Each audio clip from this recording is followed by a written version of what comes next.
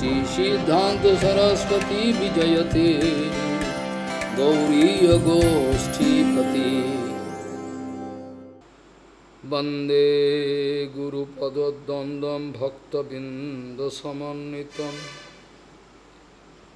श्रीचैतन्य प्रभुं वंदे नित्यानंद सहोदितं श्रीनंदनंदनं वंदे राधिका चरणोदयं गोपीजनसमयुक्तं बिन्दावनं मनोहरम्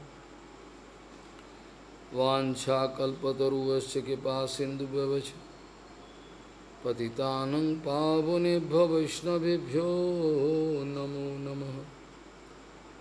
मूकं करोति वाचालं पङ्गुं लङ्घयति गिरिं यत्किपातमहं वन्दे परमानन्दमाधवं।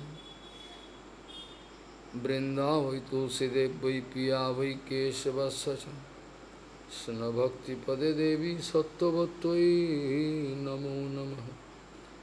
नारायण नमस्कृत्य नरं चैव नरोत्तमं देवीं सरस्वतीं व्यासं ततो जयो मुदीरे। संकीर्तने कृष्ण कथोपदेशे गौरीयपत्रस्य प्रकाशने च सदानुरक्त गुरुभक्तियुक्तो भक्ति प्रमोदाक्ष जगोद्वरुण्य ध्येयं सदा परिभवग्नमविष्टदोहं तीर्थास्पदं शिवविरिञ्चनुतं शरण्यं भीत्तात्युहं पुनतपाल्यभवद्दिपूतं वन्दे महापुरुषते चरुणारविन्दं यत्पादपल्लवनखचन्दमणिच्छटाय विस्फुरजित किमपि गववधू स्वदर्श पूर्णानुरागरससागरसारमूर्तिः साराधिकामयि कदा कृपां करोतु। श्रीकृष्ण चैतन्य प्रभु नित्यानन्द श्री अद्वैत गदाधर शिवसदी गौरभक्तबिंद श्रीकृष्ण चैतन्य प्रभु नित्यानंद श्री अद्वैत गदाधर शिवसदी गौरभक्तबिंद। हरे कृष्ण कृष्ण कृष्ण हरे हरे हरे राम राम राम हरे। आजानुलंबित भुजौ कनकाबदातो संकीर्तनैकपितरो कमलायताक्षो भीष्माम्बरौ द्विजवरौ जुगधर्मपालौ वन्दे जगत्प्रियकरो करुणावतारो। हरे कृष्ण कृष्ण कृष्ण हरे हरे हरे राम राम राम हरे हरे। नमामि गंगे तव पादपङ्कजं सुरासुरैर्वन्दितो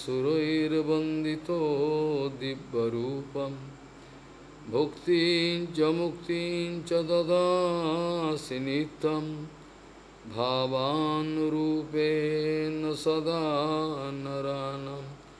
गंगातरङ्गरमणीयजटाकलापं गौरी निरन्तरविभूषी त्ववामभागं नारायणो प्रियमनङ्गमदापहारं वाराणसीपुरपति भजवीशनाथं।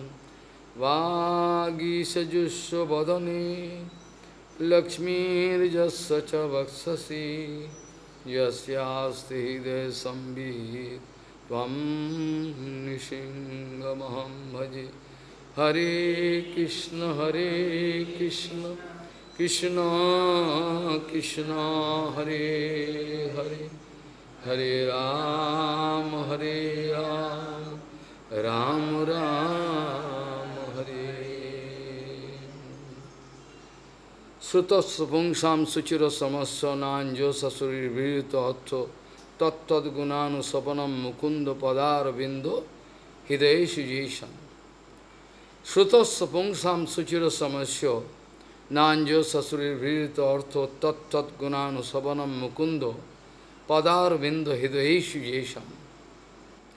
Gauriya Goshtipati, Srila Bhakti Siddhanta Saraswati Goswami Prabhupada, Paramahamsa জগৎগুরু জানিয়েছেন, জগতের এমন কোনো বস্তু নাই যে বস্তুগুলোর জন্য গুরু বৈষ্ণব প্রলোভিত হতে পারেন, আকর্ষিত হতে পারেন। গৌড়ীয় গোষ্ঠীপতি শ্রীশিল ভক্তি সিদ্ধান্ত সরস্বতী গোস্বামী প্রভুপাদ পরমহংস জগৎগুরু জানিয়েছেন, জগতে এমন কোনো বস্তু নাই যে গুরু বৈষ্ণব যার জন্য আকর্ষণ বোধ করতে পারেন। জগতের এমন কোনো বস্তু নাই যার জন্য গুরু বৈষ্ণব আকর্ষিত হতে পারেন, আকর্ষণ বোধ করতে পারেন, সেই আকর্ষণের পথে ছুটে যেতে পারেন, এরকম কোনো সম্ভাবনা নাই। এমনকি প্রভুপাদ এ কথাও জানিয়েছেন, যারা অনন্য ভজনের বিন্দুমাত্র আস্বাদন লাভ করেছেন, যারা অনন্য ভজনের বিন্দুমাত্র আস্বাদন করেছেন, তাদেরও কোনো পতিত হওয়ার সম্ভাবনা নাই। কিন্তু জীবনমুক্ত হলেও আমি অনন্য ভজনের যারা আস্বাদন করেছেন তাদের কোনো পতনের সম্ভাবনা নাই। কিন্তু জীবনমুক্ত অপি পুনর্বন্ধনম যান্তি সকর্মভি। জীবনমুক্ত বলতে প্রকৃতির যে প্রভাব, ত্রিগুণের যে প্রভাব, তার বাইরে গেলেন। জীবন মুক্ত, মুক্ত কথার অনেক রকম ব্যাখ্যা অনেকে করেন। মায়াবাদী তারা বিচার করেন ব্রহ্মেতে মিলে যাওয়া, অর্থাৎ ত্রিপুটি নাশ করা। ত্রিপুটি নাশ মানে হলো আমি থাকব না, আমি যেগুলো অনুভব করব সেটা থাকবে না, কিছুই থাকবে না, নিজের অস্তিত্ব কিছুই থাকবে না, ব্রহ্মতে গিয়ে বিলীন হয়ে যাবে। ওরা এটাকে বলেন মুক্তি এবং খুব আনন্দ পান। এবং তারা একথা দ্ব্যর্থহীন ভাষায় ঘোষণা করেন যে এটা হলো অত্যন্ত সৌভাগ্যের বিষয়। বেদান্ত বাক্যেষু সদা রমন্ত্যম কৌপীনবন্তম খড়ুভাগ্যবন্তম। আর যদি একান্ত ভগবানের বিগ্রহ দেখা যায়, তাহলে মনে রাখবে ওই বিগ্রহ এমনি রাখা আছে পুতুলের মতো, টু কনসেন্ট্রেট, মনটাকে কনসেন্ট্রেট করার জন্য। সাধকানাম হিতার্থায় ব্রহ্মরূপ কল্পনা। ব্রহ্মের রূপের একটা কল্পনা। ব্রহ্ম অ্যাকচুয়ালি কোনো রূপ নাই, নিরাকার নির্বিশেষ, এইটা তাদের ধারণা, এইটা নিয়েই তারা চলছে। মুক্তি কথার গৌড়ীয় মঠের বা গৌড়ীয় সমাজের ব্যাখ্যা, গৌড়ীয় সিদ্ধান্ত অনুযায়ী যে ব্যাখ্যা হয় মুক্তি কথা, মুক্তির হিত্বা অন্যথা রূপম স্বরূপেণ ব্যবস্থিতি ইতি মুক্তি। এটাকে বাস্তবিক মুক্তি বলা।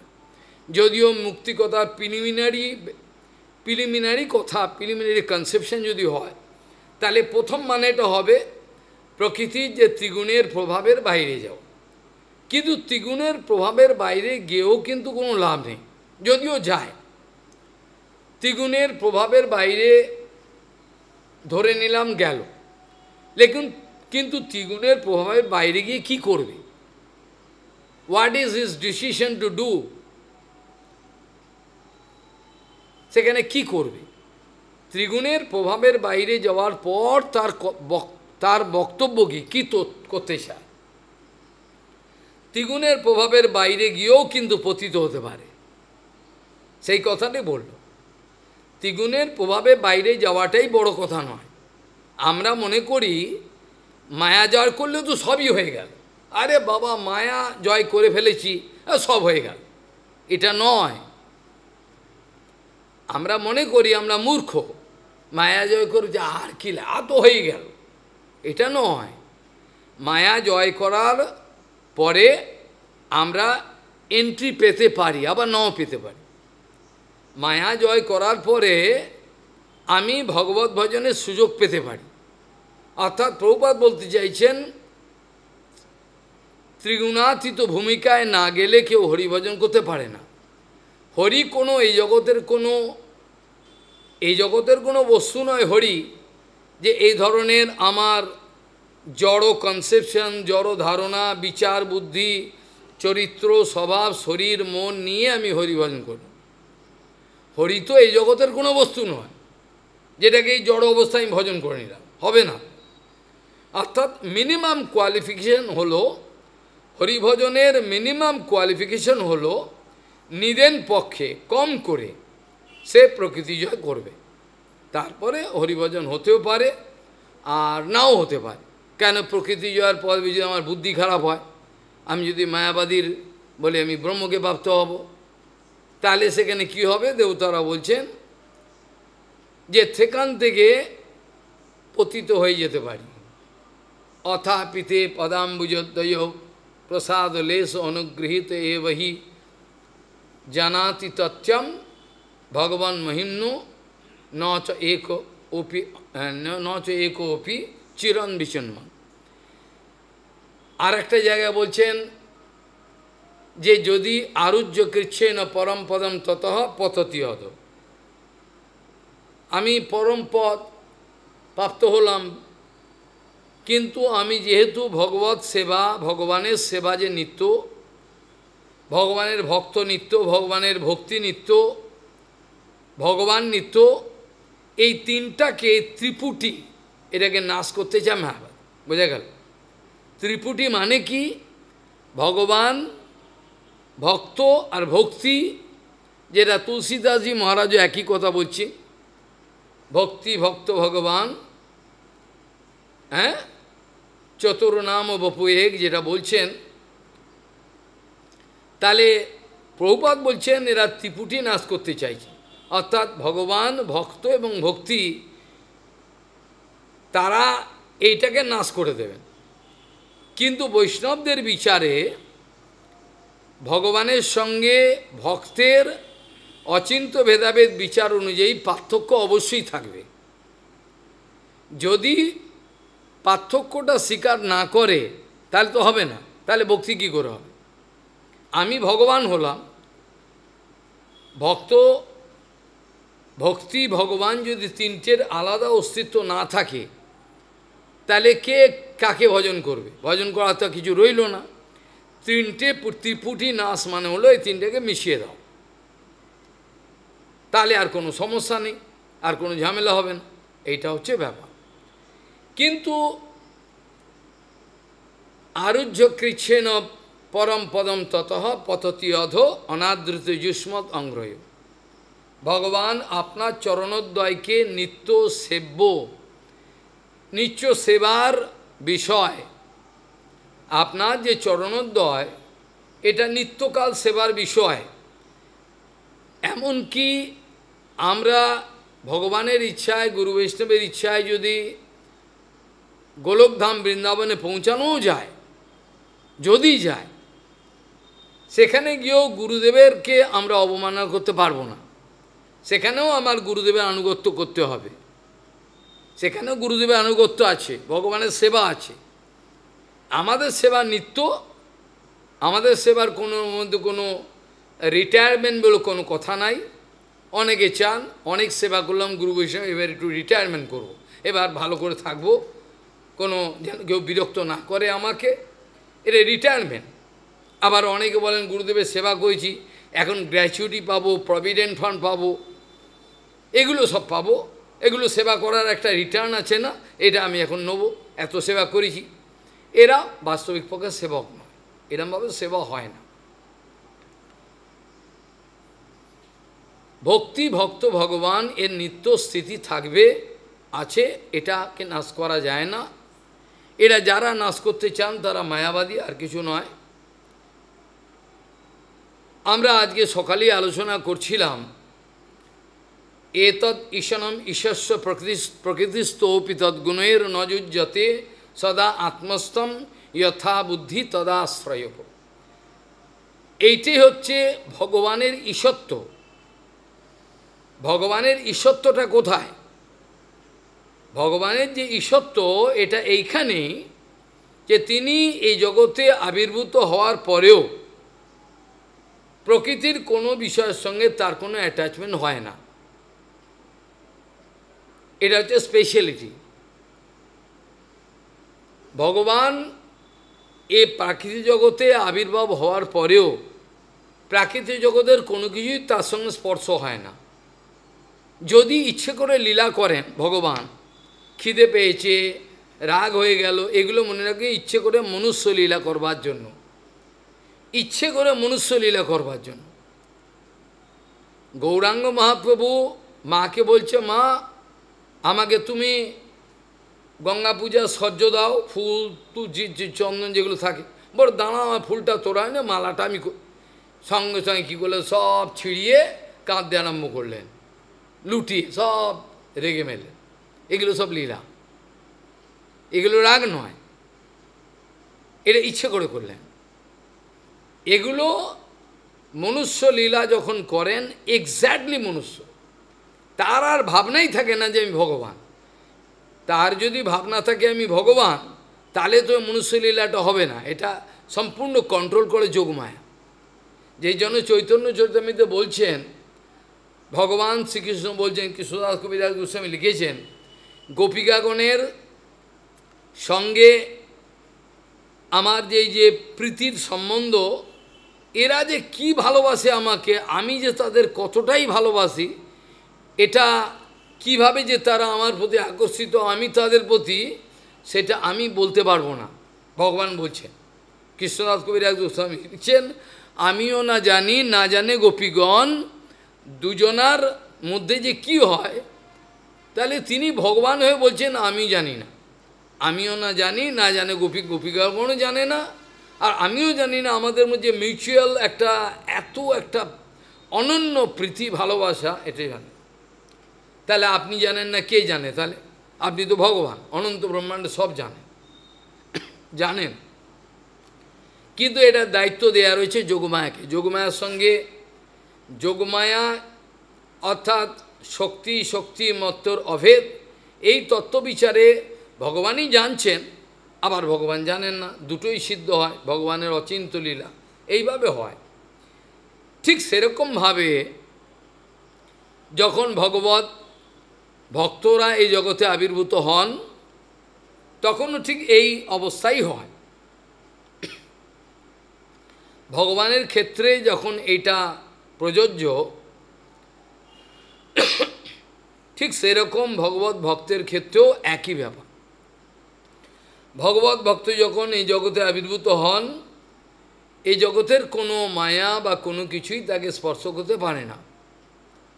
বৃহৎ ভাগবতামৃতে গোপকুমারকে বৈকুণ্ঠ পার্শ্বদরা যখন এসেছিলেন, তার সঙ্গে কথা বলছেন, কথা বলে বলছেন যে দেখো, আমরা কিন্তু বৈকুণ্ঠ পার্শ্বদ, কিন্তু আমরা কিন্তু ভগবানের আদেশে বৈকুণ্ঠ থেকে এসেছি পার্শ্বদ, কিন্তু দেখো আমরা এই জগতে এলেও কিন্তু আমরা বৈকুণ্ঠ পার্শ্বদ, বৈকুণ্ঠ জগৎ থেকে এসেছি, কিন্তু এলে কী হবে? তোমাদের এই জগতে যা কিছু আছে এটা আমাদের স্পর্শ করে না। বৈকুণ্ঠ পার্শ্বদ বলছেন, আমরা এই জগতে নেমে এলাম ভগবানের আদেশে, কিন্তু এই জগতের কোনো কিছু আমাদের স্পর্শ করে না, গোপকুমারকে বলছেন। ঠিক সেরকমভাবে ভগবানের ভক্তগণ যখন এই জগতে অবতীর্ণ হন, সেই সময়তে জগতের কোনো কিছুই তাকে আকর্ষণ করতে পারে না, কোনো রকমভাবে কিছু করতে পারে না। এটা হলো বিশেষত্ব। যে শ্লোক দিয়ে শুরু করেছিলাম,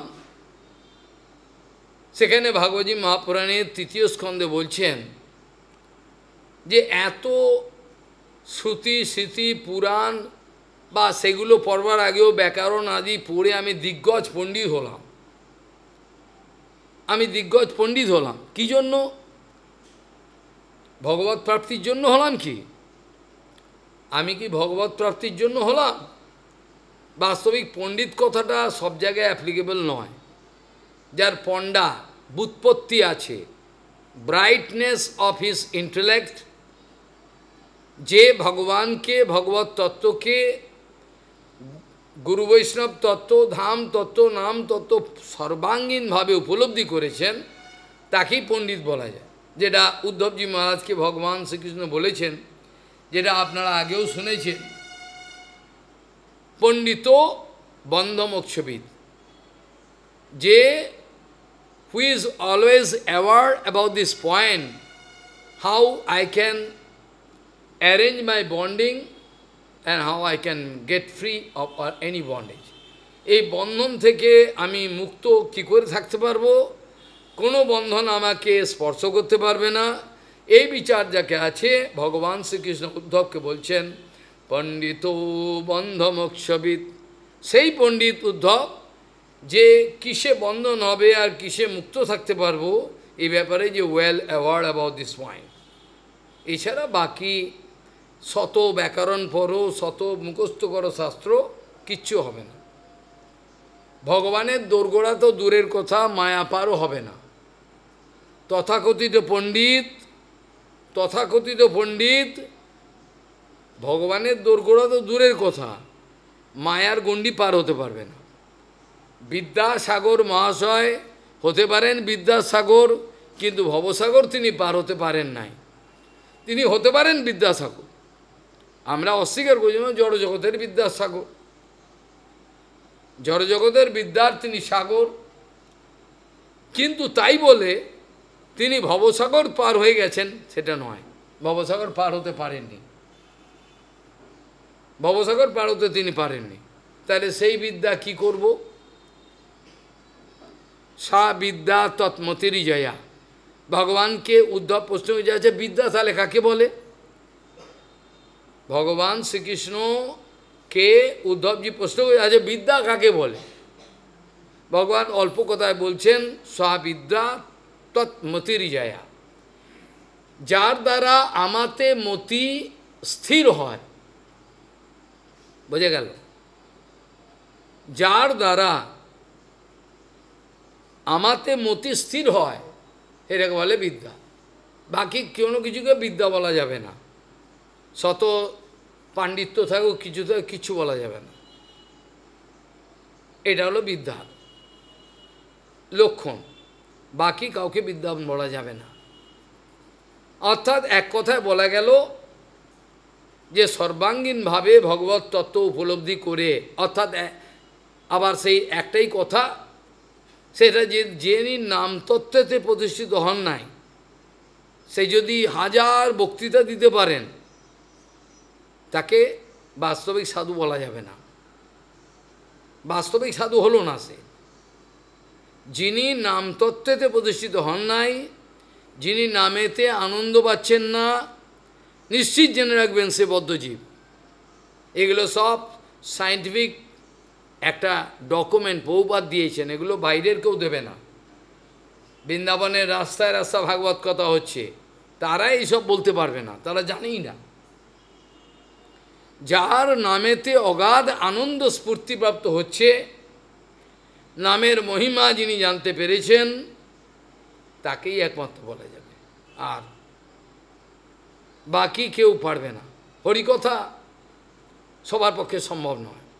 ভক্তিবিনোদ ঠাকুর বলছেন যে বৈকুণ্ঠ জগতে যারা স্থান পেয়েছেন বা যারা নিত্য, তারা ছাড়া হরিকথা কেউই বলিতে পারে না, ভক্তিবিনোদ ঠাকুর বলছেন। আচ্ছা, যে কথাটা বলছিলাম, যিনি শ্রুতি স্মৃতি পুরাণ আদি সমস্ত কিছু একবারে মুখস্থ করে নিলেন, কেন করলেন? জগতে পণ্ডিত এই নাম নেবেন, বড় কথাকার, বক্তৃতা দিতে পারেন তিনি। কিন্তু ভাগবতী মহাপুরাণ আমাদের উপদেশ দিচ্ছে, এত কষ্ট করলে, আমি আমার জীবনে দেখেছি 14-15 সাল পানিনি ব্যাকরণ পড়ছে। আমি তার নামও বলে দেবো পরে, এখানে সবাই নয়। আমি সঙ্গে ছিলাম সেই সময় কেশিঘাটে, 15 বছর কিচ্ছু জানে না। সংস্কৃত কী করে লিখতে হয়, বচন কি করে, ক্রিয়াপদ কি করে আসে, কিছুই জানে না, পড়ে যাচ্ছে। আবার তার সময় ঘি খায়, পয়সা রোজগার করে ঘি খায়, খাক ঘি, কী লাভটা কিছু হলো না। ওই যে প্রভুপাদের সামনে কোনো এক ব্যক্তি তথাকথিত ভক্ত সে মঠে জয়েন করবে, সে প্রভুপাদের কাছে একটা ভক্তের মাধ্যমে আর্জি জানাচ্ছে, আর্জি প্রার্থনা, প্রভুপাদ এই চাইছে একটু ব্যাকরণ ফ্যাকরণ পড়বে, পড়ে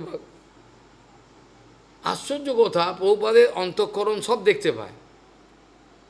বলছেন এগুলো তো অন্নবিলাস, এগুলো তো অন্নবিলাস, ও তো এখানে সেবা করার জন্য এসছে, এ তো অন্ন, এ তো পড়ে যাবে, এ তো থাকবে না।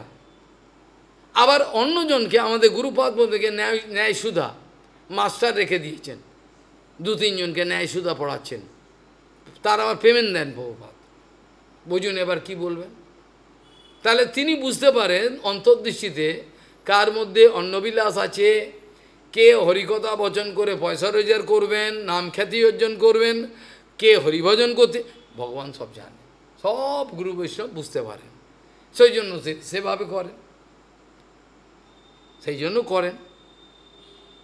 পরমানন্দ বিদ্যারত্ন, তার বিদ্যার কোনো অভাব ছিল না, কিন্তু প্রভুপাদের কাছে থেকে তাও তো চলে যেতে হলো, তাদের চরণে আমার দণ্ডবত, থাকতে পারলেন না, চলে যেতে হলো। কাজে সেই ধরনের বিদ্যাগুলো, যেগুলো আমি বিদ্যা বলে মনে করি, বাস্তবিক এটা বিদ্যা নয়। যার দ্বারা ভগবত চরণে আমার মতি স্থির হয়ে যাবে সেটাকে বলে বিদ্যা, বাকি কিছু নয়। তাহলে এত কষ্ট করে আমি যে এত কিছু বেদ বেদান্ত আমি পড়ে বিরাট দিগ্গজ হলাম, কি জন্য হলাম? কেউ যদি বলে ভগবত প্রাপ্তি, এর বাজে কথা, মিথ্য কথা বলছে। ভগবত প্রাপ্তি যদি হতো তাহলে তুই আপনি অনায়াসে পেয়ে যেতেন। ভগবত প্রাপ্তির তো একটা সোজা রাস্তা রয়েছে, সেটাই বলছেন। যদি এই যে আজকে নামাচার্য হরিদাস ঠাকুর আজকে তিরোভাবতিথি, আমি নামাচার্য হরিদাস ঠাকুর মহিমা কীর্তন, শিল সচ্চিদানন্দ ভক্তিবিনোদ ঠাকুরের আবির্ভাব কি সব যদি এই বৈষ্ণবগণের মহিমা কীর্তন করি, তাহলে যেটার জন্য আমি এতগুলো কষ্ট করলাম সেটার বাস্তবিক অর্থ কী ছিল? কেউ যদি মিথ্যে কথা বলে ভগবত প্রাপ্তি, সেটা তো ঠিক নয়। তাহলে এখানে বলছেন এত কষ্ট করে যেটা করতে চাইছে সেটা অনায়াসে পেয়ে যেত। সুতস্য পুংসাম সুচির সমস্য, so much energy you have given to study philosophy, Vyakaran, or so many Sanskrit grammar, Ved, Vedanta, to represent yourself in front of public that I am a great wise man. কিন্তু এটা ultimate লক্ষ্য কী হলো? ভগবত প্রাপ্তি তো নয়। আমাদের মধ্যে অনেকেই কিন্তু ভগবত ভজনে এসছেন বাড়ি ছেড়ে, কিন্তু যারাই এসছেন গুরু বৈষ্ণব দেখতে পারে, বুঝতে পারে কার উদ্দেশ্য কী, কে ভগবত প্রাপ্তির জন্য এসছে, কার কত পরিমাণে গুরুচরণে ভালোবাসা রয়েছে, সব তারা বুঝতে পারে। এগুলো অন্নবিলাস যদি কার ভেতরে থাকে তাহলে কোনো লাভ হবে না। তাহলে বলছেন সুতস্য পুংসাম সুচির সমস্য নাঞ্জ শাশুড়ির বীরত, এত কষ্ট করেও তুমি ভগবত প্রাপ্তি করতে পারবে না। অথচ একজন মূর্খ পড়াশোনা জানে না, সে খালি গুরুদেবকে ভালোবাসে, আর কিছু জানে না, কিছু বলতেও পারে না, কিন্তু গুরুদেবকে ভালোবাসে, সেবা ভালোবাসে, ভগবত প্রাপ্তি করে চলে গেল। যেটা আমি বলেছিলাম চৈতন্য মঠের একটা লীলা। প্রভুপাদ যখন চৈতন্য মঠে থাকতেন, লাইব্রেরিতে কাজ করতেন সব কিছু, যখন বাইরে আসতেন জিজ্ঞেস হচ্ছে পঞ্চানন কোথায় গেল, পঞ্চাননকে দেখতে পাচ্ছি না তো। আরে পঞ্চাননকে দিয়ে আপনার কি হবে? পঞ্চানন কি আপনার লিখবে, তত্ত্ব লিখবে? কিছু জানে না, মূর্খ। ও বাসন ফাসন মাজে, একটুখানি এ করে, আমিও বাসন মেজেছি আনন্দের সঙ্গে, সবই করেছি, পায়খানা পড়ে সবই করেছি। এখন অনেকে মানে লাগতে পারে আমি বিদ্বান কেন করব, তারা তো বোঝে না সেবাটা যে সব সমান। তো প্রভুপাদের দিনের মধ্যে যে 3 বার জিজ্ঞাসা করেন পঞ্চানন কোথায় গেল, এটা একটা সন্দেহের ব্যাপার সৃষ্টি হয়। আরে পঞ্চানন আমরা কী করব?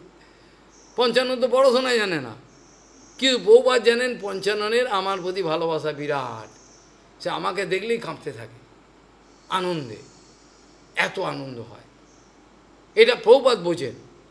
কার গুরু বৈষ্ণবকে দেখার সঙ্গে সঙ্গে আনন্দ হয়, এটা কিন্তু সবাই গুরু বৈষ্ণব জানতে পারে। যতই দার্শনিক বিপার মুখস্থ করুক, কিন্তু লাভ হবে না কিছু। এরা বলছেন গুরু বৈষ্ণবের যদি মহিমা কীর্তন করার যোগ্যতা তারা দেন, গুরু বৈষ্ণবের মহিমা কীর্তন করার যোগ্যতা যদি ভগবান দেন, গুরু বৈষ্ণব দেন, তাহলে অনায়াসে গুরু বৈষ্ণবের গুণগান করতে করতে আমি ভগবত চরণে পৌঁছে যাব। যেটা কীর্তনে যে সহজ ভাষায় বলা আছে না, কীর্তন যে গুরু বৈষ্ণবের কৃপা ছাড়া, সাধুগুরু কৃপা বিনা না দেখি উপায়, অন্য কোনো রাস্তা নেই। যাই হোক, এখন নামাচার্য হরিদাস ঠাকুর তার আজকে তিরোভাব তিথি, তিরোভাব মহোৎসব আমরা, অর্থাৎ যেটাকে বলে অনন্ত চতুর্দশী বলে বলা হয়। এই হরিদাস ঠাকুর যে যে পরিস্থিতিতে উনি পড়েছিলেন, সেই সব পরিস্থিতি যদি আমাদের কেউ একজন থাকতো, আমার মনে হয় তার পুঁজিপাটা বেলেঘাটা হয়ে যেত, আর পারতেন না, তার আর খোঁজ পাওয়া যেত না, খোঁজ পাওয়া যেত না। এই নামাচার্য হরিদাস ঠাকুরকে রামচন্দ্র খান বদমাস, সে কী করেছিল, বেশ্যাকে পাঠিয়ে দিয়েছিল তার চরিত্রটা নষ্ট দেখাবার জন্য, হিংসা করে। বেনাপোলে, তখন তিনি বাংলাদেশের বর্ডার বেনাপোলে থাকছেন, কি করে হরিদাস ঠাকুরকে পতিত দেখাবো সমাজের চোখে। এখন এইটা নিয়ম হয়ে গেছে, ভক্তিময় ঠাকুরের দোষ হচ্ছে, প্রভুপাদের দোষ হচ্ছে, এরকম করে এখন কলির প্রাবল্যে এরকম ধরনের হচ্ছে। তাহলে সেখানে বলছেন নামাচার্য হরিদাস ঠাকুর নির্জনে ভজন করেন, একটা তুলসীর বেদি আছে, তুলসী রোপণ করেছেন, বসে 3 লক্ষ নাম করেন, আনন্দে করেন নাম, নিরন্তর নাম করেন। তিনি কার কাছে যান না, যা মাদুকুরি আসে ওতে পান। কিন্তু রামচন্দ্র খান কি করলেন, তাকে পতিত দেখিয়ে দেবো সমাজে। একটা বেশ্যার সঙ্গে চুক্তি করলেন, তোমাকে এত টাকা দেবো, তুমি কি ওকে পতিত দেবো, এটা তো আমার এত চুটকি, এগুলো কিছুই না, আপনি খালি বলুন। বলে তোমার সঙ্গে কোনো পাইক পাঠাবো, পাইক মানে পুলিশ, মানে তুমি কি একা যাবে না তোমার সঙ্গে কিছু পাইক পাঠাবো যদি কিছু উল্টোপাল্টা হয়। না না, পাইক ফাইক লাগবে না, আমি একাই যাব। একা গেলেন। হরিদাস ঠাকুরের সামনে এসে নানা রকম নোংরামও করছেন, হরিদাস ঠাকুর নিশ্চিন্ত রয়েছেন, হরিনাম করছেন। আবার বলছেন কি, তুমি নবীন যুবা, এটা আমার বড় ইচ্ছা, এইভাবে বলছেন। হরিদাস ঠাকুর সঙ্গ করা, আর সঙ্গ করতেই যে সঙ্গর মানেটা, বেশ্যা অন্য মানে বুঝছে, বেশ্যা সঙ্গ কথাটা নোংরা মানে বুঝছে, সঙ্গ কথাটার মানে বেশ্যা উল্টো বুঝছে, বুঝছে নোংরা কথা। হরিদাস ঠাকুর বলছেন সঙ্গ দেবো নিশ্চয়ই। এই সঙ্গটার মানে কি, অপ্রাকৃত সঙ্গ। অর্থাৎ হরিদাস ঠাকুর তার অপ্রাকৃত সঙ্গ তাকে দিয়ে তাকে তুলবেন, আর ও ভাবছে আমাকে বোধহয় আশ্বাসন করছে, কথা দিচ্ছে, একটু পরে নাম শেষ হোক, ওইটা বোঝাবুঝি হচ্ছে, যে যেটা বোঝে। হরিদাস ঠাকুরের বিচারটা হলো মুক্ত প্রগ্রহ বৃত্তি, প্রভুপাদের ভাষায়।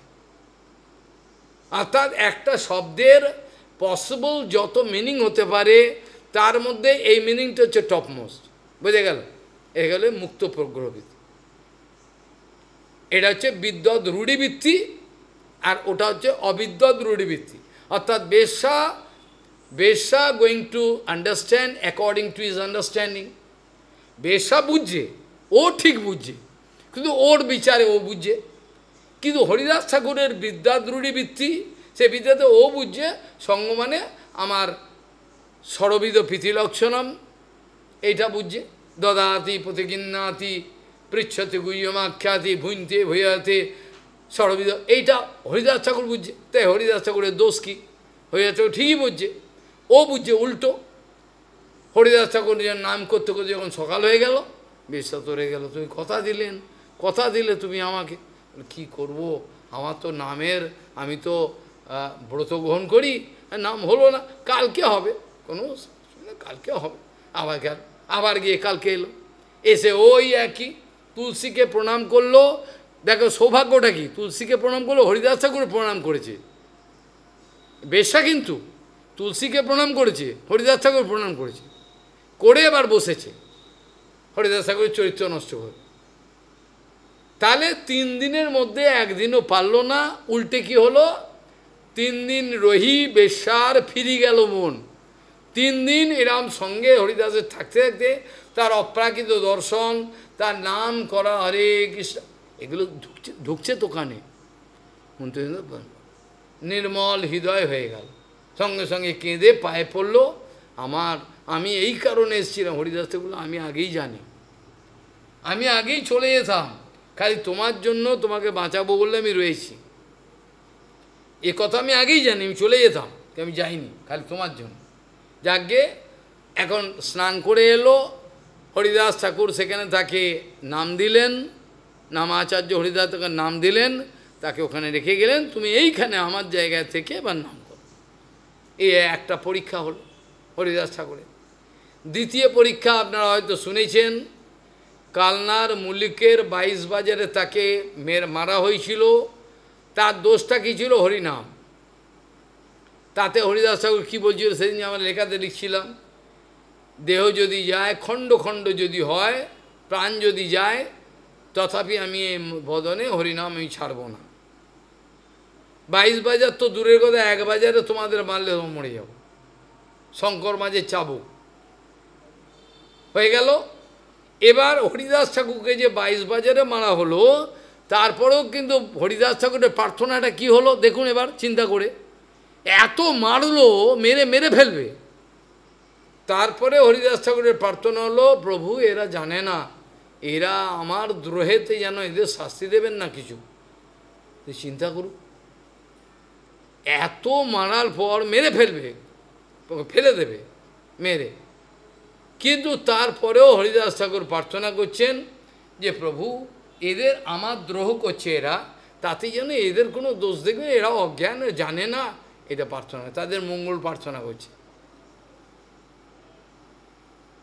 বৃক্ষ যেন কাটিল, হ্যাঁ, পানি না মাঙ্গয়, শুকাইয়া মহিলে কারে, হ্যাঁ, বৃক্ষ যেন কাটিল কিছু না বলয়, শুকাইয়া মহিলে কারে পানি না মাঙ্গয়, যেই যা মাঙ্গয়ে তারে দেয় আপন ধন, ঘর্মবৃষ্টি সহে আনের করে রক্ষণ।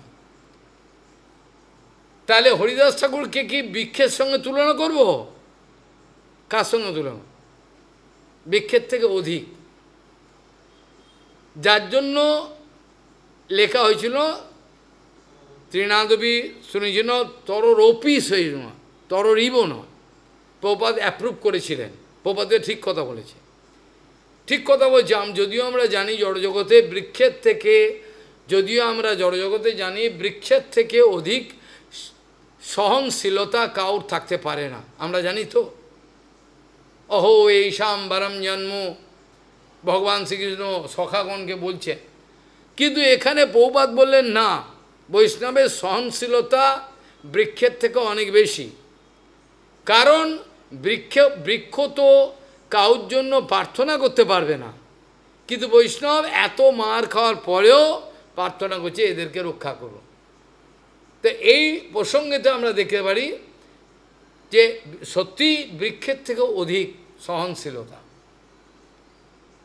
এই হরিদাস ঠাকুরকে ওই জবন যারা পাইক মারবার জন্য এসেছিলেন, পাইকরা হরিদাস ঠাকুরকে বলছেন যে তুমি যদি না মরো, আমাদেরকে মেরে ফেলাবার জন্য পাঠিয়েছে, তো তোমায় এত মারলাম তুমি মরছো না, এখন কি হবে, আমাদেরকেও মারবে।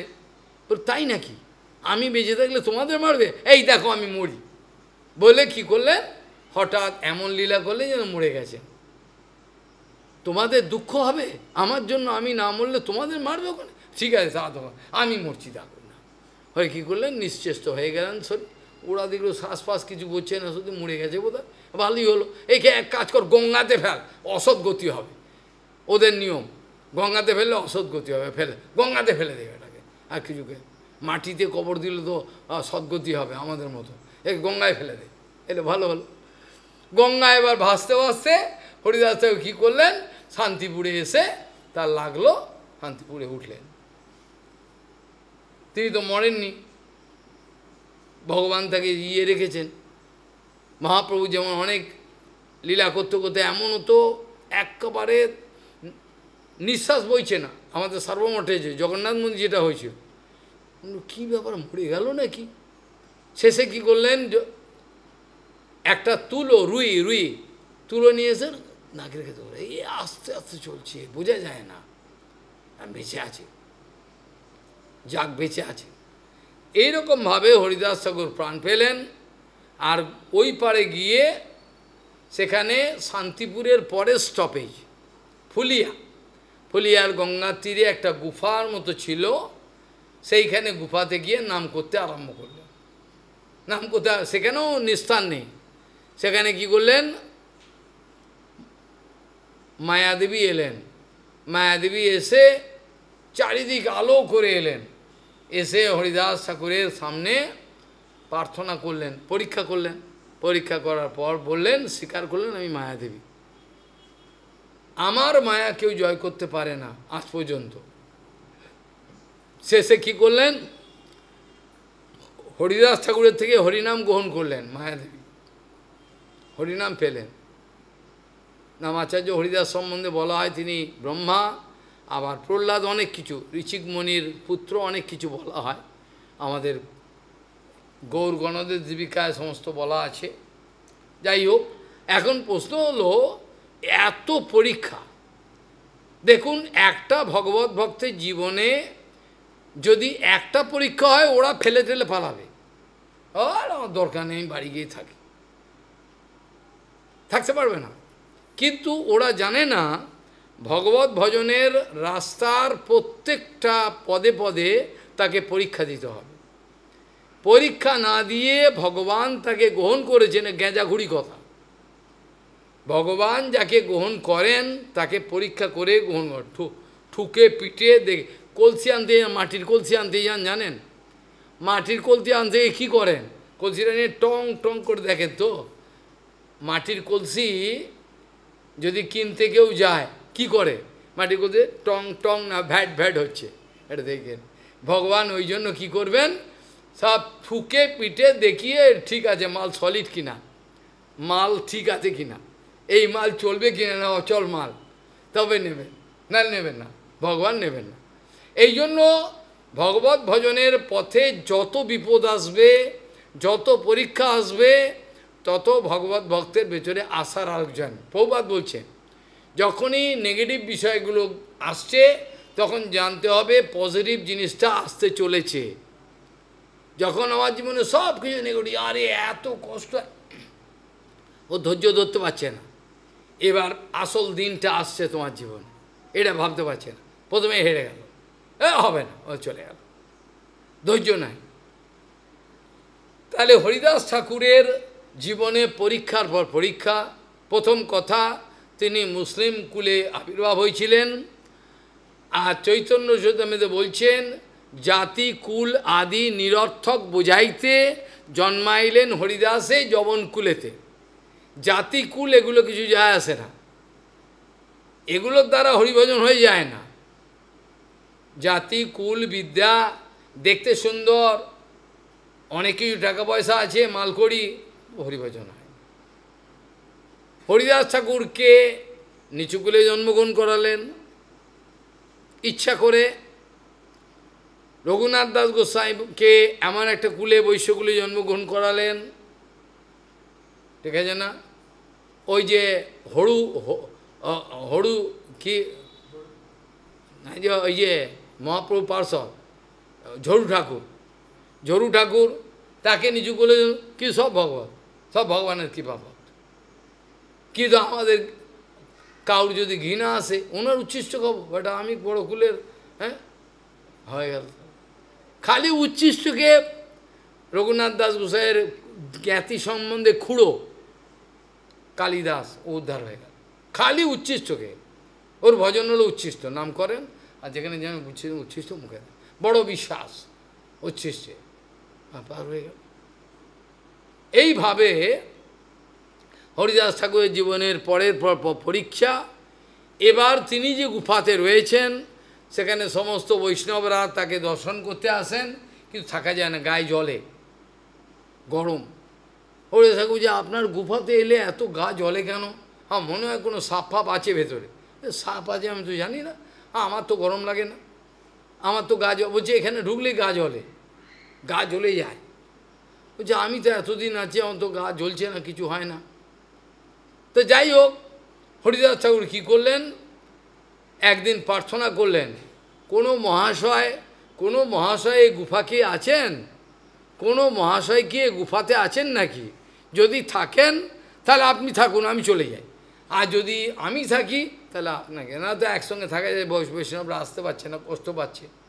খালি এইটা বললেন, দেখো, খালি এইটা বললেন, কোনো মহাশয় কি এখানে আছেন? থাকলে যদি আপনি যান ভালো হয়, আর যদি আপনি না, আমি চলে যাই। তাহলে বৈষ্ণবদের কষ্ট হচ্ছে। এটা শুনে সন্ধ্যেবেলার দিকে দেখছেন এক বিরাট সাপ এরকম ঘুরতে ঘুরতে এই গুফার ভেতর থেকে বেরিয়ে চলে গেল, আর এলো না। তাহলে দেখুন কার প্রার্থনা পরমাত্মার চরণে পৌঁছায়। আমাদের মধ্যে অনেকেই তো প্রার্থনা করে ভগবানের কাছে যায়, কি প্রার্থনা যায়, ভগবানের সঙ্গে কানেকশন নেই তো, ওই জন্য যায় না। তা হরিদাস ঠাকুরের একটা প্রার্থনার সঙ্গে সঙ্গে চলে গেল, পরমাত্মা বুঝতে পারল। আর পরমাত্মা ওই সাপটার ভেতরে রয়েছেন, পরমাত্মা ওই সাপের ভেতরে রয়েছেন। হরিদাস ঠাকুরের প্রার্থনায় পরমাত্মার চরণে গেল, তাহলে সাপটাকে এবার বুদ্ধি দিয়ে দিল, তুই বেরিয়ে যা। তা সাপটা বেরিয়ে গেল। তাহলে এতদিন তো বেরিয়ে যায়নি। এই হরিদাস ঠাকুরের আজকে হলো নির্জান তিথি। এই হরিদাস ঠাকুর যখন শান্তিপুরের মহাপ্রভুকে কাছে কেঁদেছিলেন, তুমি তো নীলাচলে চলে যাচ্ছ প্রভু, আমার কি হবে, দৈন্য করে কাঁদছেন। প্রভু বললেন তুমি চিন্তা করো না, তোমাকে আমি ব্যবস্থা করব, নীলাচলে আমি তোমাকে নিয়ে যাব। পরবর্তীকালে নিয়ে গেলেন তো ভক্তরা সঙ্গে নিয়ে গেলেন, হরিদাস ঠাকুরও গেলেন সেখানে। সব ভক্তগণের যখন মিলন হচ্ছে, প্রভু চিৎকার করছেন, হরিদাস কোথায় গেল, হরিদাস কোথায়? গম্ভীরার ভেতরে তিনি রয়েছেন, তখন গম্ভীরা মন্দিরে তিনি ছিলেন তখন থেকে। হরিদাসকে ডাকো, কোথায় গেল? সব 10 জন ভক্ত ছুটে গেল, হরিদাস তোমায় ডাকে প্রভু। হরিদাস এবার রাস্তার মধ্যে, মেন রাস্তায় এবার দণ্ডবোধ হয়ে পড়ে রয়েছে এবং চোখের জল ফেলছে। হরিদাস বলছে আমি তো ভেতরে যেতে পারবো না, ওখানে সব গুরু বৈষ্ণবরা আছেন, আমার স্পর্শ হবে, আমি তো যেতে পারবো না, প্রভুকে বলুন তিনি যেন কোনো কিছু না, আমি এখানেই থাকি, আর যদি প্রসাদ ওরা পাওয়ার পর কিছু আমাকে উচ্ছিষ্ট দেয় এখানে পাবো। মহাপ্রভু তাকে বিরক্ত করলেন না, কারণ মহাপ্রভু হরিদাস ঠাকুরের দ্বারা নাম প্রতিষ্ঠা করলেন। আর নাম বেরোবার প্রথম লক্ষণ মহাপ্রভু, এটা লক্ষণ, এটা কি স্থির করেছেন? তৃণাদবি শুনেছেন তরবি সহিষ্ণ আমানীন মানদিন কীর্তনীয় সদা হরি। হরির নাম বা হরিকথা কীর্তনের একমাত্র অধিকার তারই আছে, যিনি নিরন্তর তৃণাদবি শুনেছেন অবস্থায়।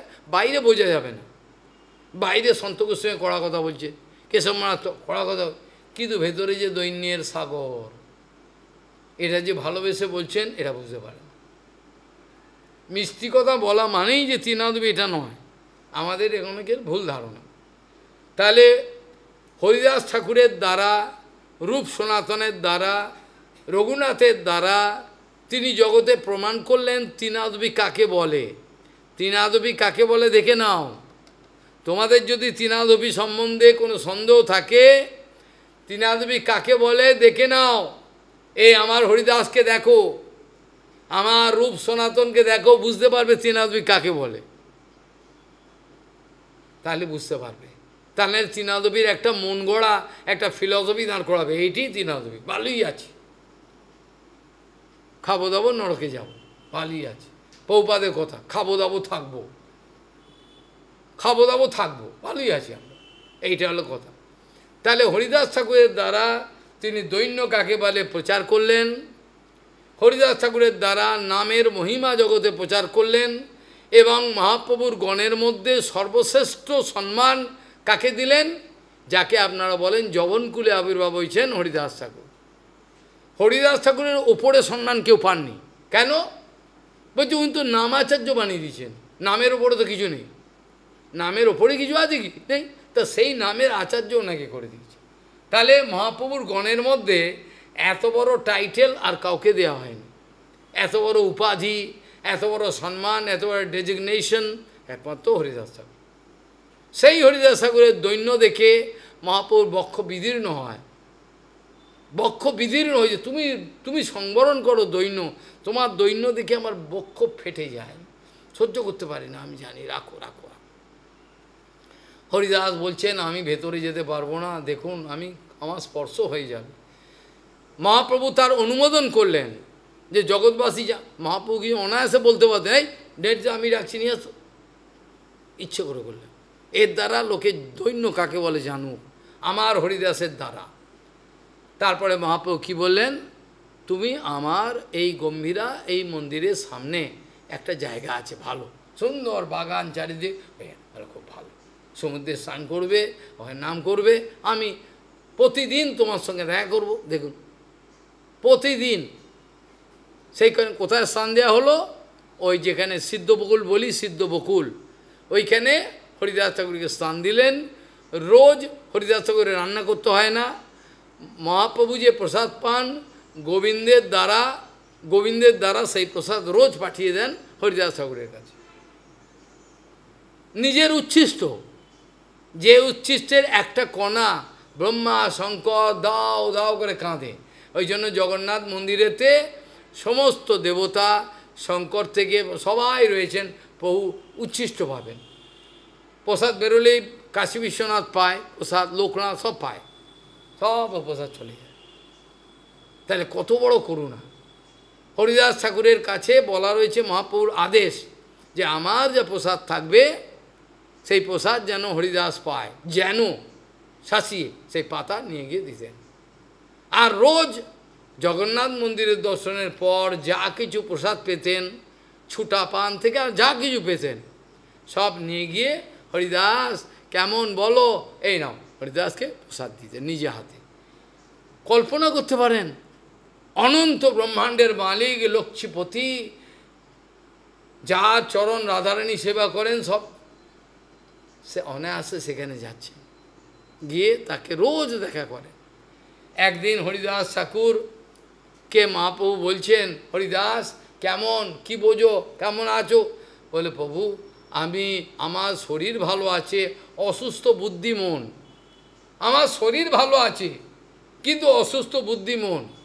বলে কেন এ কথা বল, নাম পুরো হচ্ছে না। আরে নাম করে আর কি, নাম তো তুমি তো সিদ্ধ, এখন একটু নাম অল্প করে করো, এখন তো তুমি তো সিদ্ধ, নাম একটু অল্প করে করো, অল্প করে করতে পারবে না। সিদ্ধ মহাত্মার লক্ষণ হলো, সিদ্ধ মহাত্মার লক্ষণ হয় যত দিন যাবে সে নামেতে ডুবে যাবে, নাম ছেড়ে দেবে না, নামেতে ডুবে যাবে। যে পরিমাণে নামেতে আমাদের ভালোবাসা প্রীতি জন্মেছে সেই পরিমাণে আমাদের বৈষ্ণবতা নির্ধারিত হবে। Our rank can be detected only by this one single point, how much affinity, love we develop for Harinam. This is the only yardstick. এটা হলো স্ট্যান্ডার্ড স্কেল। এটা নামেতে কার কত প্রীতি হচ্ছে, বৈষ্ণব সেবায় কার কত ভালো লাগছে, কেন বৈষ্ণবের সামনে এলে এত ভালো লাগে আমরা বলতে পারবো না। গুরুদেবের সঙ্গে কেন ভালো লাগতো, এই না একবারে লেসটা নাচছে, সামনে এলেই হলো, এটা দেখলেই হলো।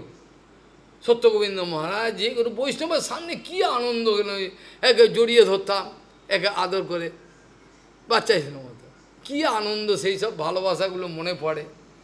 তা এখন এইটা হলো হরিদাস ঠাকুরকে বললেন, তোমাকে এই জায়গায় তুমি থাকো, হরিনাম করো। সিদ্ধ বকুলে স্থান দিলে, সেখানে স্থান। তো হরিদাস ঠাকুরকে সেই দিন জিজ্ঞাসা করছে, হরিদাস কেমন আছো? আর হরিদাস সেই দিন বলছেন, আমার শরীর ভালো আছে, অসুস্থ বুদ্ধি মন, নাম হচ্ছে না। নামে অধিক আগ্রহ করছো কেন, তুমি তো সিদ্ধ হয়েছ, সিদ্ধ মহাত্মা, তা আর নামে, তা বললে চলবে না। তিনি 3 লক্ষ নাম না করে এক রঞ্চ প্রসাদ পাবেন না, পাবেন না। তিনি প্রভুকে বলছেন, প্রভু একটা কথা বলি, আমাকে কিন্তু বঞ্চনা করো না, আমাকে কিন্তু বঞ্চনা করো না। লীলা সংবরিবে মো লয় মনে, আমার মনের মধ্যে এইটা মনে হচ্ছে তুমি লীলা সংবরণ করবে, সেই লীলা প্রভু কভু মরে না দেখাই, আমাকে সেই লীলা দেখাবে না। তোমার যে অন্তর্ধান লীলা এটা দয়া করে কিন্তু আমাকে দেখাবে না, এটা বলে দিলাম। আমার মনে হচ্ছে কিন্তু তুমি অন্তর্ধান করবে, আমার মনে বলছে সেই লীলা আমাকে দেখাবে, তোমার আগে কিন্তু আমাকে নিয়ে যাবে, বলো কথা দাও। মহাপ্রভু বলছেন তোমাকে নিয়ে আমার যত সংসার, আমার আনন্দ, তুমি চলে গেলে কাকে নিয়ে থাকবো? হরিদাস বলছে এই কথা কখনো বলো না, এটা বঞ্চনাময় কথা। অনন্ত ব্রহ্মাণ্ডে তোমার কত আমার মতো পোকামাকড় ঘুরছে, অনন্ত ব্রহ্মাণ্ডে আমার মতো কত পোকামাকড় ঘুরে পড়ছে, তুমি এইসব বঞ্চনা করবে না, আমাকে মায়া দেখিও না, দয়া করে এটা স্বীকার করো। এটা মহাপ্রভু বলছেন ভগবান শ্রীকৃষ্ণ নিশ্চয়ই তোমার এই বাঞ্ছা পূর্ণ করবে, বলছেন না আমি বাঞ্ছা পূর্ণ করব, ভগবান শ্রীকৃষ্ণ ভক্তের বাঞ্ছা পূর্ণ করে, আর নিশ্চয়ই তোমার বাঞ্ছা পূর্ণ করবে, কিন্তু আমার যত কিছু লীলা সবই তো তোমাকে নিয়ে, তুমি চলে গেলে কীগুলো হয়? হরিদাস বলছেন আমাকে মায়ার মধ্যে ফেলো না, তুমি দয়া করে আমাকে বঞ্চনা করো না। পরের দিন যেদিন এই প্রার্থনা করলেন তার পরের দিন মহাপ্রভু এসছেন ভক্তগণকে সঙ্গে নিয়ে। কারণ হরিদাস মহাপ্রভুকে যে প্রার্থনা করে রয়েছেন যে আমার এক প্রার্থনা তুমি মঞ্জুর করবে কি না, যে তুমি আমার সম্মুখে বিরাজমান থাকবে দয়া করে করুণা করে, তোমার মুখপদ্ম আমি দর্শন করব, আর তোমার চরণোদ্বয়কে নিয়ে আমি বক্ষে নেব, আর মুখেতে শ্রীকৃষ্ণ চৈতন্য উচ্চারণ করব, শরীর ছাড়ব, এইটা আমার মনের ইচ্ছা। তুমি রক্ষা করবে তো আমার এই কথাটা? এটা আগেই বলে নিয়েছে। সেই হরিদাস ঠাকুরের কাছে মহাপ্রভু ভক্তগণকে সঙ্গে নিয়ে এসে, জানেন তিনি চলে যাবে হরিদাস আজকে, এসে হরিদাস মন্দ মন্দ নাম করছেন, এবং এমন কি গোবিন্দ প্রসাদ নিয়ে গিয়েছিলেন আগে, সে প্রসাদের এক রঞ্চ নিয়ে বলে প্রসাদ এনেছো, প্রসাদ তো অসম্মান করতে পারবো না, কিন্তু প্রসাদ নিতে পারবো না, কেন আমার নাম হয় নাই। এক রঞ্চ নিয়ে বন্দনা করে হাতটা ঠিক এবার নাম করছে। হরিদাস ঠাকুর আর্ধেক শয়ন আছেন, বসে নাম করতে পারছেন না, শরীর অসুস্থ, লীলা করছেন, আধা শয়ন।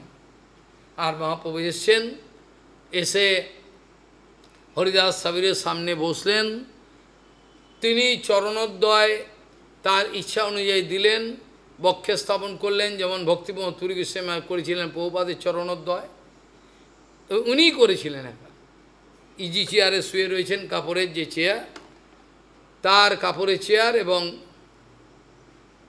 সন্ধ্যাবেলা চোখটা বোঝা, এসে ধীরে ধীরে দণ্ডবোধ করে চরণটা নিয়ে বক্ষে যে স্থাপন করেছেন, প্রভুপাদ সঙ্গে সঙ্গে চোখছে, কে? পরমানন্দ গুরুপাদ বলছেন, কীরকম যে ভাষাটা আমি বুঝতে পারলাম না, বলে আমি আমার মৃত্যু পর্যন্ত ওই শব্দটা ভুলতে পারবো না, যে কীরকমভাবে উচ্চারণ করে বললেন, কি স্নেহ ভেতরে বিগলিত, কে? পরমানন্দ, প্রণমানন্দ, এই ভাষাটা বলছে আমি ভুলতে পারবো না। চরণোদ্বয়কে বক্ষে স্থাপন করলেন, ঠিক সেরকম হরিদাস ঠাকুর মহাপ্রভুর চরণোদ্বয়কে বক্ষে স্থাপন করলেন, মুখপদ্ম তার চোখটাকে স্থির রেখেছেন, শ্রী চৈতন্য মহাপ্রভুর অমৃতময় সেই মুখমণ্ডল মুখপদ্ম, তার অমৃত পান করছেন, আর হঠাৎ শ্রীকৃষ্ণ চৈতন্য বলে নামের সহিত দেহ করিলা উৎক্রমণ। কি লেখা আছে? নামের সহিত দেহ করিলা উৎক্রমণ, নামের সঙ্গে শ্রীকৃষ্ণ চৈতন্য বলার সঙ্গে নাম উৎক্রমণ করে চলে গেল। চারিদিকে কান্নার রোল। মহাপ্রভু উঠে কি করলেন? সেই হরিদাসের শরীরকে নিয়ে নৃত্য করতে আরম্ভ করলেন, পাগলের মতো। নটরাজ যেমন নৃত্য করতেন, ইদার নৃত্য। ভক্তগণকে বলছেন, দেখো আজ আমার এই হরিদাসের এই যে নির্যান, এটা দেখে আমার আজকে পিতামহ ভীষ্মের কথা মনে হচ্ছে। যা সংকল্প সেই সংকল্প সিদ্ধ হল। মহাপ্রভু বলছেন, কিরম দেখো মহাপ্রভু কিরকম ধরনের শিক্ষা দিচ্ছেন। বলছেন, কৃষ্ণ কৃপা করি দিয়াছিল সঙ্গ, স্বতন্ত্র কৃষ্ণের ইচ্ছা হইল সঙ্গভঙ্গ। কীরকম শিক্ষা দিচ্ছেন, নিজেই ভগবান। তিনি বলছেন, কৃষ্ণ কৃপা করি দিয়াছিল সঙ্গ, স্বতন্ত্র কৃষ্ণের ইচ্ছা হইল সঙ্গভঙ্গ। হরিদাসের যখন চলিত হইল মন, হরিদাসের যখন চলে যাওয়ার ইচ্ছা হলো, আমরা তাকে আটকাতে পারলাম না, সে চলেই গেল। চিরকাল পৃথিবী মনে রাখবে, হরিদাস ছিলা এই পৃথিবীর ভূষণ। He was the topmost decoration jewel of this earth. পৃথিবীর মধ্যে সে ছিল সম্পত্তি, পৃথিবীর ভূষণ ছিল। আজ হরিদাস শূন্য মানে হলো মেদিনী আজকে অভাগা হয়ে গেল। সেই হরিদাস ঠাকুরের শরীর, অপ্রাকৃত শরীরকে নিত্য করতে করতে নিয়ে চাঙ্গাই করে কোথায় নিয়ে গেলেন? গঙ্গায় নিয়ে গেলেন, এই সমুদ্রে নিয়ে গেলেন। সমুদ্রে গিয়ে সেখানে তার অভিষেক করলেন। অভিষেক করার পরে সমুদ্রকে বলছেন, সমুদ্র আজ তুমি মহাতীর্থ হলে, আজ থেকে তোমার এখানে যে চান করবে সমস্ত তীর্থ স্নানের ফল লাভ করবে। তুমি আজ মহাতীর্থ হলে, হরিদাসের চরণ জল তোমার কাছে গেল। এইভাবে প্রার্থনা করছে। করে কি করলেন? স্বর্গদ্বারে সেখানে বালি খুললেন, যেখানে আজকে স্বর্গদ্বারে শ্মশান দেখো ওর পাশেই, যেখানে আমাদের হরিদাস ঠাকুরের সমাধি আছে, ওই জায়গাটা তিনি কিন্তু সমুদ্র, তখন তো সমুদ্র ছিল, বালি, ওই বালুকা খনন করলেন। বালুকা খনন করে হরিদাস ঠাকুরকে অতি কষ্টের সঙ্গে হরিদাস ঠাকুরকে সমাধিতে রাখলেন। রেখে নিজে প্রথমে বালুকা দিলেন, ভক্তগণকে বললেন সবাই তোমরা বালুকা দাও। চোখের জলে সব পাগল, সব ভক্ত। তথাপি মহাপ্রভুর সঙ্গে তারা রয়েছেন আনন্দে। করার পর সেখানে হরিদাসকে সমাধি দেওয়ার পর এখানে তুলসীর পিণ্ডা লাগালেন। লাগিয়ে এবার কী করলেন? তার কর্তব্য আছে হরিদাস তিনি কি করলেন? আনন্দবাজারে চলে গেলেন, জগন্নাথের মন্দিরে সমস্ত ভক্তকে আঁচল পেতে বলছেন, আমার হরিদাসের নির্যান আজকে, হরিদাস লাগি আমি মহোৎসব করব। আমি তো আমার কোনো ফুটিকুড়ি কিছু নাই, তোমরা যদি সব ভিক্ষা দাও, এরমভাবে আঁচল পেতে বলছেন, আমার হরিদাসের মহোৎসব লাগি যা পারো যদি আমাকে ভিক্ষা দাও তোমরা। মা সব পাণ্ডারা উঠে তাকে দিতে যাচ্ছে সব। স্বরূপ গোসাই এসে বললেন, এ কী করছো প্রভু, তুমি যাও, আমরা সব নিয়ে আসছি। পাণ্ডারা সব দিল। 3 জন 4 জনের মাথায় নিয়ে হাজার হাজার লোকের প্রসাদ এবার নিয়ে আসা হলো কোথায়? সেই হরিদাসে মহাপ্রসাদ। মহাপ্রভু বলছেন, আমি নিজে দেবো প্রসাদ আজকে। সব ভক্তরা বসেছেন। মহাপ্রভুর হাত হচ্ছে কি এত বড় হাত, পাটা দেখো, এই হাতেতে তুলছেন প্রসাদ, এইভাবে দিচ্ছেন, বলছেন প্রসাদ দিচ্ছেন। এক জনের পাতে দেন 10-15 জনের প্রসাদ। স্বরূপ গোসাই এসে তাকে নিরস্ত করলেন, প্রভু তুমি প্রসাদ পেতে না বসলে তুমি দিলে কেউ পাবে? তুমি যদি না পাও কেউ পাবে না, তুমি বসো, আমরা পরিবেশন করছি। এইভাবে কি করলেন? প্রভুকে বসালেন জোর করে, তারপরে মহাপ্রসাদ বিতরণ করলেন। স্বরূপ গোসাই আদি মহামহোৎসব হলো, কোলাহল, কৃষ্ণ কোলাহল, জয়ের ধ্বনি একবার করে প্রসাদ পথে, জয় জগন্নাথ, জয় হরিদাস, এইভাবে মহামহোৎসব হলো। হরিদাসের পর মহাপ্রভু সবাইকে চন্দন আর মালা দিচ্ছেন, সবাইকে মালা দিয়ে বলছেন, আজ আমার এই হরিদাসের নির্যান তিথিতে যারা সংকীর্তনে অংশগ্রহণ করেছেন, যারা সমাধিতে বালুকা দিয়েছেন, যারা এই মহাপ্রসাদ পেয়েছেন, তাদের নিশ্চিত পরিমাণে আমি প্রতিজ্ঞা করে বলছি, তাদের জয় জয়কার, তাদের মঙ্গল, পরম মঙ্গল হয়ে গেল, আর কোনো কথা নেই। এটা মহাপ্রভু কথা দিলেন। মহাপ্রভু নিজে প্রতিজ্ঞা করলেন, যে বালুকা দিল, যে সংকীর্তন করলো, যে হরিদাসের চরণজল পেল, সমুদ্রে চান করছে পাচ্ছে সবাই, তাদের সবাইয়ের কোনো নিশ্চিত মহাপ্রভু কথা দিয়ে দিলেন। এইভাবে হরিদাসের নির্যান তিথি মহোৎসব করে আনন্দ এবং বিষণ্ণ, একদিকে আনন্দ, হরিদাসের বিজয় হলো, আর মহাপ্রভু তাদেরও দুঃখ, আর হরিদাসকে পাবো না, হরিদাস আছেন কিন্তু আত্মসঙ্গে পাবো না, হরিদাস চলে গেলেন, আজ আমাদের বঞ্চনা করে চলে গেলেন। তাহলে ভাষাটা কি বললেন দেখেন, ভাষাটা শুনলেই কেঁপে ওঠে, ভাষাটা শুনলেই তো অবাক লাগে, ভগবান কি বলছেন। কৃষ্ণ কৃপা করি দিয়াছিল সঙ্গ, স্বতন্ত্র কৃষ্ণের ইচ্ছা হইল সঙ্গভঙ্গ। হরিদাসের যবেই চলিত হইল মন, হরিদাস যখন চলে যাওয়ার ইচ্ছা হলো, আমার সবার শক্তি নইল, আমরা শক্তি নেই, আমার তাদেরকে রাখি। এইভাবে হরিদাস ঠাকুরের নির্যান আজ আমাদের এক মহান বৈষ্ণব, তার ভক্তিবিজ্ঞান ভারতী গোস্বামী মহারাজ, তার আজকে তিরোভাব তিথি, আজ এই যেই তিথিতে, তার ঋণ আমি শোধ করতে পারবো না। যখন থেকে ভগবান আমাকে সংসারের দুর্গন্ধ কূপ থেকে পিতামাতা সব ছাড়িয়ে এনেছেন, কিভাবে আনলেন, কেন আনলেন বুঝতে পারলাম, নোংরা বিষয়ের সুখে ছিলাম, সেইখান থেকে আসার পর যে বৈষ্ণবদের সঙ্গ হয়েছে, এইটারই মহিমা, মহিমা এটা। যখন থেকে এখানে পদার্পণ করা হয়েছে, তখন থেকে শ্রীল ভক্তিবল্লভ তীর্থ গোস্বামী মহারাজ, ভক্তিবিজ্ঞান ভারতী মহারাজ, এই বড় বড় বৈষ্ণব তাদের সঙ্গ হয়েছে। সত্যগোবিন্দ মহারাজ, তারপরে ভক্তিবর্ধন সাগর মহারাজ, সব নয়নানন্দ বাবা, বন বাবা, সব এইসব বড় বড় বৈষ্ণব তারা। ওদের মঠে ছিল ফণীভূষণ প্রভু, ফণীভূষণ ও জানে না, দেখেইনি ওরা, ফণীভূষণ প্রভু ছিল, চেনেন তো, ফণীভূষণ প্রভু ছিল ভক্তি যাযাবর গোস্বামী মহারাজ শিষ্য। এত ভালোবাসতেন, যখন আমি তাকে দুঃখের কথা বলতাম, প্রভু সেবা করতে চাইছি, এরম অত্যাচার করছে, প্রভু বলতেন, বাবা ভাই সহ্য করতে হয়, কিচ্ছু করার নেই। ও বললে উদাসীন থাকবে, আমাকে বোঝাতে, ছোট বয়স তো অত ছিল না, অত বুঝতাম না, এত এরমভাবে দিলাম, বলছে ওরা করুক, আমি অভিযোগ করতাম না, বলতো সেবাটা করতে চাইছি, করতে দিচ্ছে না, এরমই করবে, এটাই নিয়ম, সেবা করতে দেবে না, কিছু করতে দেবে না, এটা নিয়ম, এইটাই তো ভজনের পরীক্ষা।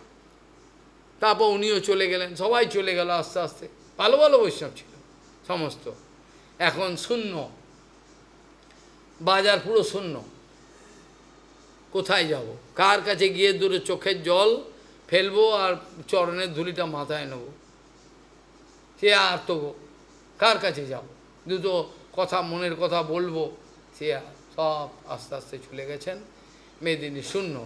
তিনি ছিলেন গৌড়ীয় মঠের ভূষণ, হরিদাস যেমন পৃথিবীর ভূষণ ছিল, ভক্তিবিজ্ঞান ভারতী গোস্বামী মহারাজ ছিলেন আমাদের গৌড়ীয় মঠের সিঙ্গেল পিস, আর পাবে না। ভক্তিবিজ্ঞান ভারতী মহারাজ কী ছিলেন সেটা আমরা ভগবানের ইচ্ছা তার কৃপাতে দেখেছি, আর দ্বিতীয় এখনও একজনও পাইনি, তিনি চলে গেছেন, কি আশ্চর্য, তার মেধা শক্তি, তার বিচক্ষণতা, গুরুদেব কী ধরনের সেবাগুলো তাকে দিতেন, যে সেবাতে কেউ জয়যুক্ত হতে পারবে না, সেগুলো করে তিনি জয়যুক্ত হতেন। যত কঠিন সেবা, বাইরের দৃষ্টিতে তিনি কিন্তু বিরাট এডুকেটেড ব্যক্তি ছিলেন না, তিনি ছিলেন বাঁকুড়ার একটা বিরাট বংশের ছেলে, বড়, তিনি ব্রাহ্মণ, একটা বড় বংশের ব্রাহ্মণ।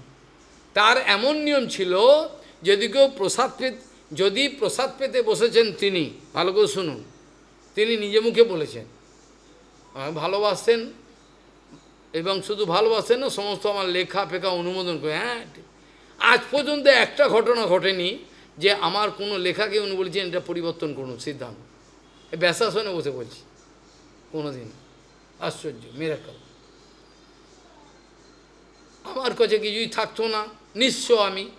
তীর্থ গোস্বামী বলতেন যে আমাদের প্রচারেতে আপনি থাকলে পরে ভালো হয়, তার কথা ভারতী মহারাজও চাইতেন, তো কোনো তাদের সঙ্গে তো সবসময় যাওয়া সম্ভব না, তারা হিংসা করতে পারে, আলাদা যেতাম। ভারতী মহারাজ যদি সভাতে থাকতেন, আনন্দের সঙ্গে বলতেন, আজ আমাদের শ্যাম বাবা চলে এসছে, এরকমভাবে বলতেন, আমারা সভা মে শ্যাম বাবা আ গয়া, এবং হরিকথাও বলতে দিতেন। আমি লজ্জা পেতাম, কি বলবো, কিছুই জানি না, এইভাবে ভক্তিবিজ্ঞান ভারতী গোস্বামী মহারাজ তার মহিমা বলে শেষ করা যায় না। যত কঠিন কঠিন সেবা, যে কথাটা বলছিলাম, তিনি পূর্বাশ্রমের কথা বলছেন, যখন প্রসাদ পেতে বসতাম, যদি হঠাৎ বাইরে থেকে কোনো লোক আমাকে ডাকতো, বাইরে থেকে হঠাৎ আমার নাম ধরে কেউ ডাকলো, বাইরের লোক, প্রসাদ পাওয়া বন্ধ হয়ে, সেদিন আর প্রসাদ পাওয়া হবে না। বুঝলেন? যে এই শব্দের দ্বারা, নামের দ্বারা সে আমাকে স্পর্শ করে ফেললো। এবার বুঝতে পারছো কত ধানে কত চান। আমার আচরণ দেখি তো তোমরা এই কী করে করে। তাহলে তিনি কি করতেন? খালি নামের দ্বারা আমাকে ছুঁয়ে ফেললো, আমার নাম ডেকে। ওই জন্য খাওয়া সেদিন বন্ধ হয়ে আর খেলেন না, পড়ে থাকলো, ওটা কুকুর পাবে। তাহলে কীরকম ধরনের শুদ্ধ আচরণ ছিল। এমনকি তিনি মঠে আসার পরেও কোনো তেলির ঘরেতে পেতেন না। ভক্তি দ্বৈত মাধব গোস্বামী মহারাজের এই যত বড় বড় সেবা, সব সেবাগুলো ওনাকে দেওয়া হতো। আমি একটা একটা করে দুই একটা কথা বলবো, বেশি সময় পাবো না। গৌরধাম পরিক্রমা হচ্ছে, পরিক্রমা করতে করতে এই পরিক্রমা পার্টি একটা ভক্তের বাড়িতে গেছে। কোথায়? চাপাহাটি। আমরাও সেই বাড়িতে গেছিলাম তীর্থ গোস্বামী মহারাজের সঙ্গে। এখানে কলা, আম, এগুলো সব এটা ওটা যেগুলো ছিল দিত, কাঁঠাল, এগুলো সব। তখন কাঁঠাল হতো না, অন্য অন্য জিনিস দিত, বাতাসা, সন্দেশ, এগুলো সব। কেউ খেত, কেউ খেত না। কিন্তু ভক্তিবিজ্ঞান ভারতী মহারাজ নরোত্তম ব্রহ্মচারী পেত না, দাঁড়িয়ে থাকতো। মাধব গোস্বামী দেখতো, কী ব্যাপার, ও পাচ্ছে না কেন? একদিন মাধব গোস্বামী মহারাজ বুঝতে পারছেন কেন ভয়, তেলির ঘর তো, তেলির ঘরে পাওয়ার নিষেধ। ছুঁড়ির ঘরে, তেলির ঘরে এগুলো পেতে নেই, পেলে পরমার্থ নষ্ট হয়। আর মাধব গোস্বামী মহারাজ এখন তো নরোত্তম ব্রহ্মচারীর বয়সও বেশি নয়, তো এখন তো কড়া শাসন করলে হবে না। এই জন্য মাধব গোস্বামী মহারাজ ও সামনে দেখি দেখি কীর্তন করছেন, সপচ গৃহেতে মাঙিয়া খাইব, পিব সরস্বতী জল, এইভাবে গাইছেন। একটা কীর্তনের মাধ্যমে শিখিয়ে দিলেন যে এটা হচ্ছে গৌরধাম, এখানে আমাদের গুরুবর্গ যা করেছে, মহাজন গত যেন সপান্থা, মহাজন যেন গত সপান্থা। এখানে নিজের কোনো কিছু, নিজের কিছু বানিয়ে করা যাবে না। তখন থেকে উনি বুঝতে পারলেন গুরুদেব কী বলতে চাইছে। সপচ গৃহেতে মাঙিয়া খাইব, পিব সরস্বতী জল, ভক্তিবিনোদ ঠাকুর বলেছেন। আমাদের জগন্নাথ দাস বাবাজি মহারাজ নিচু ঘরে, চামারের ঘরে গিয়ে বলছে, এই বাড়ি থেকে রুটি দে। চামার বেরিয়ে শিখি, বাবা বাবা আপকা দিমাগ খারাপ হয়ে গেও ক্যা, ভাই তোমার মাথা খারাপ হয়ে গেল কি, আমাদের বাড়িতে রুটি নেবে, সমাজের লোক কী বলবে, রুটি নেই, যাও। যে রুটি তোর ঘরেতে রুটি রাখা আছে, 4টে রুটি ওইখানে, এখানে বাইরে থেকে বলছে 4টে রুটি রাখা আছে, আমার জন্য দে, নিয়ে আয়। সমাজের লোক যাথা বলুক, যারা এই অবস্থায় পরমহংস দশায় গেছেন, তাদের কথা এরা কি বুঝবে? জড়জগতের লোক কিছু বুঝবে? বুঝবে না। ও পরমহংস দশায় গেছে, এরা কিছুই সব জানেন না। জড়জগৎ সব অনুকূল দেখছেন, সব মঙ্গলময়। আচার বিচারটা আগে করতে হয়। তাহলে এই ভারতী মহারাজ এত কড়া নিয়ম ছিল, সবসময় গুরুদেবের সঙ্গে ছায়ার মতো থাকতেন। কিভাবে সেবা করতেন গুরুদেবের, শুনলে আশ্চর্য। তিনি যেভাবে সেবা করতেন, ওই সেবা আপনাদেরকে আমি বর্ণনা করে বোঝাতে পারবো না। তিনি গরু সেবাও করেছেন। অরণ্য মহারাজ একদিন মঠেতে রয়েছেন, এই যে গৌশালা দেখছেন, বাড়ি গৌগুলো তো খুব সুন্দর, গা দিয়ে জ্যোতি বেরোচ্ছে। এই গৌ সেবা কে করো গো? নরোত্তম ব্রহ্মচারীকে জিজ্ঞাসা করছে, মানে ভারতী মহারাজ, গৌ সেবা কে করে গো? ভারতী মহারাজ, আমি করি। তুমি করো? গরুর গা দিয়ে জ্যোতি বেরোচ্ছে পুরো, এত সুন্দর সেবা। এইরকমভাবে যত্ন করে গৌ সেবা করতেন। যত কঠিন সেবা ছিল, মানে তিনি বাহ্য দৃষ্টিতে বিরাট শিক্ষিত ছিলেন না, কিন্তু তিনি আমাকে নিজে বলেছেন, লোকে মনে করে আমি বিরাট শিক্ষা অর্জন করেছি, আমি খালি গুরু বৈষ্ণবের সেবা করতে করতে শিখেছি। তিনি নিজে আমাকে বলেছেন।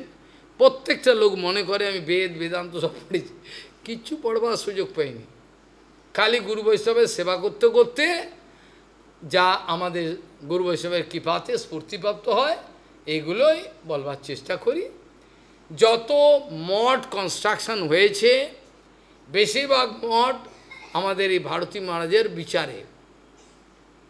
যত পরম পূজ্য মাধব গোস্বামী মহারাজ 36টা মঠ স্থাপন করেছেন, 36টা মঠের, প্রত্যেকটা মঠের কারণ প্রথম সারিতেই তারা এসছেন, অবশ্য তার আগেও আরেকে এসেছিল, ভগবান দাস ছিলেন, বোধহয় তীর্থ গোস্বামী মহারাজের আগে এসেছিলেন, তারপরে আরও ছিলেন এই দামোদর মহারাজ, কৃষ্ণনগরে থাকতেন, জানেন তো।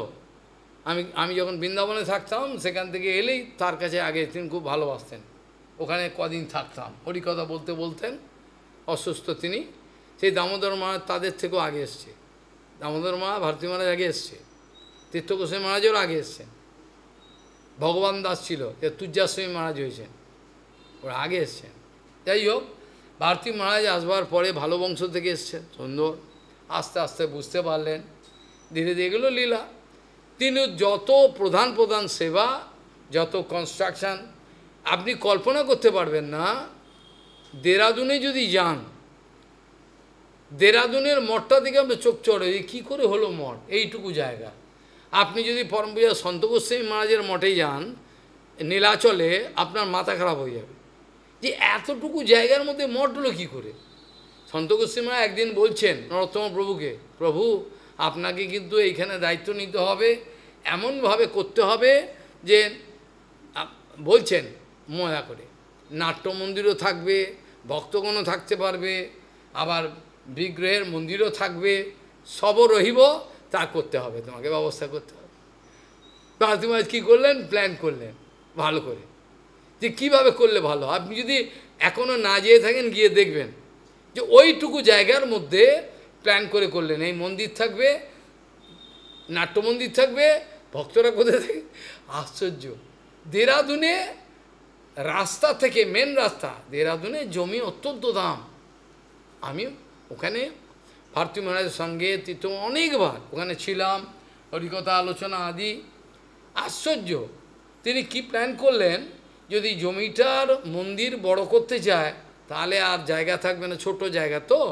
তিনি কী করলেন, বাথরুম থাকতে হবে, নাট্যমন্দির থাকতে হবে, ভক্তগণ থাকবে, মন্দির থাকবে, পরিক্রমা থাকবে।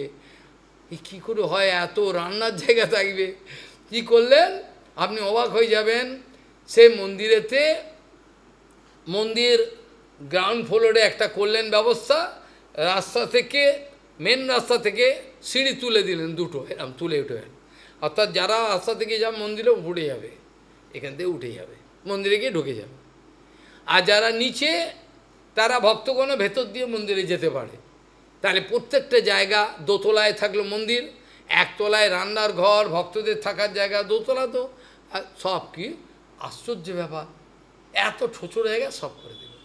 কলকাতা মঠে নাট্যমন্দির থাকবে, তারপরে বিগ্রহর মন্দির থাকবে, ভক্তরা থাকবে, কি অপূর্ব ব্যবস্থা, মানে কী করে করলো। তাতে বোঝা যায়, অনেক কথা বলবার ইচ্ছা, কিন্তু সময় তো দেবে না, আপনাদের অনেক দূরে যেতে হবে। আজ অনেক কথা বলবার ছিল, তিনি কিভাবে বৈষ্ণবগণের সেবা করেছেন, সেটা শুনলে পরে আপনাদের বুক কেঁপে উঠবে। কী করে করেছেন, নিজের স্বার্থ ত্যাগ করে, যখন যেরকম। একটা উদাহরণ দিলে বুঝতে পারবেন, দুটো একটা উদাহরণ দিয়ে শেষ করবো, একটু তো সময় বেশি লাগবে। আমাদের পরমহংস মহারাজের নাম শুনেছেন, পরমহংস মহারাজ, ভক্তি আলোক পরমহংস মহারাজ, নিরীহ মানুষ ছিলেন, নিরীহ। ওর নাম ছিল মহানন্দ প্রভু। কেনারাম না হয়ে গেছে, যা জমি দেখবে প্রভাতের নামে কিনবে, খালি কেনারাম, ওর নামই হয়ে গেছে কেনারাম। এই যে রাউতার আবার যত হাজার যে প্লট কিনে, সব উনি কিনেছেন, ও প্রেসের টাকা দিয়ে প্রভাতকে বলে জমি কিনবে। এই জন্য ওর নাম হয়েছে কেনারাম, কিছু বেচে না, কেনে খালি। তিনি অনেক কথা আমি বলি না, তিনি আমাদের শ্রীধর মহারাজ, শ্রীধর গোস্বামী মহারাজ, আমাদের কি বলে ভক্তি কমল মৌসুম গোস্বামী মহারাজ, আমাদের ভক্তি প্রোগ্রামকে তারা একসঙ্গে একটা কিছু করবেন ভেবেছিল। পরে দেখা গেল প্রত্যেকটা সিংহ একটা গুহাতে থাকতে পারে না, প্রত্যেক সিংহের নিয়ম হলো সব আলাদা আলাদা গুহা থাকবে। সেই জন্য কী করলেন, আলাদাভাবে শ্রীধর গোস্বামী ওর জমি, যেন জমি হয় মায়াপুরে, একটা মায়াপুর তখন তো জমি সস্তা, কে নেয়, ওখানে জমি একটা ব্যবস্থা করলেন। কিন্তু ভক্তাল পরমহংস ও তো ভিক্ষা করতে পারেন না, এ নিরীহ মানুষ, ও মঠ কে করবে, ও জমি পড়ে রয়েছে, বাংলাদেশে রিফিউজি এসে ও জমি দখল করে নিয়েছে, এবার জমি ছাড়ে না। মহারাজ নিরীহ মানুষ, এই আমার জমিটা ছেড়ে দাও, হ্যাঁ জমি ছাড়বে, জমি ছাড়বো, হ্যাঁ ভয় দেখাচ্ছে উল্টে আরও, মানে ওই বাংলাদেশের লোক জোর করে দখলই গঙ্গার তীরে, আবার ভয় দেখাচ্ছে আমার ছেলে পুলিশে কাজ করে, ভয় দেখাচ্ছে। ভক্তালোক পরমহংস মহারাজের অবস্থা দেখে ভারতী মহারাজ যখন শুনলেন মহারাজ আপনি করে চিন্তা করবেন না, আমি আছি, ব্যবস্থা করছি। কি করলেন, দশাশয় চেয়ার, ভারতী মহারাজের লম্বা চেয়ারা, এরা মার্শাল, এরম করে একটা বড় ডান্ডা নিলেন, সব নাটক, বড় একটা ডান্ডা নিলেন, ডান্ডা নিয়ে গিয়ে ওখানে এবার ভাগবত আছে, কী ব্যাপার, জমিটা শিগগিরই এখনই ছেড়ে দাও, নাহলে কিন্তু তোমাদের কপালে দুর্গতি আছে। সব করা আছে ম্যাজিস্ট্রেটের কাছে, সব এসে কিন্তু সব উৎখাত, সব গঙ্গায় ফেলবে। হ্যাঁ আমরা কি করে যাব, আমাদের একটু সময় দিন। ও চেহারা দেখে আর কথা দেখেই ভয় পেয়ে গেছে, জানো কী কী ব্যবস্থা করেছি, যদি না ওঠো তার কিন্তু বিপদ, আর যদি নিজের ইচ্ছায় যাও কিছু করবো না। আর লাঠিটা দেখছে মোটা, চেহারাও দেখছে ওদের মারবে বোধ হয়, এলে শেষ করে দেবে আমাদের, বিরাট লাঠিয়াল। এইভাবে তাদেরকে ওখান থেকে উচ্ছেদ করলেন। আর যদি ওরম যখন যেরকম গুরু বৈষ্ণব সেবার জন্য এটা না করলে উঠবে না। আবার দেখো ছিল যাযাবর গোস্বামী মহারাজ না বলে না কয়ে তাড়াতাড়ি করে চলে গেছেন, না বলে, কোনো বলা কওয়া ছিল না, কেটে গেছে, কুম্ভমেলায় চলে গেছেন। কুম্ভমেলায় টেন্ট, অল্প জায়গা, সব ভক্তরা শুয়ে, এটা ওর জায়গা, এটা ওর জায়গা। তা যাওয়ার পরে সবাই অসন্তুষ্ট, মহারাজ কাউকে বললেন না, করলে হট করে চলে এলেন, কোথায় থাকবেন, সব রাগারাগি করছে।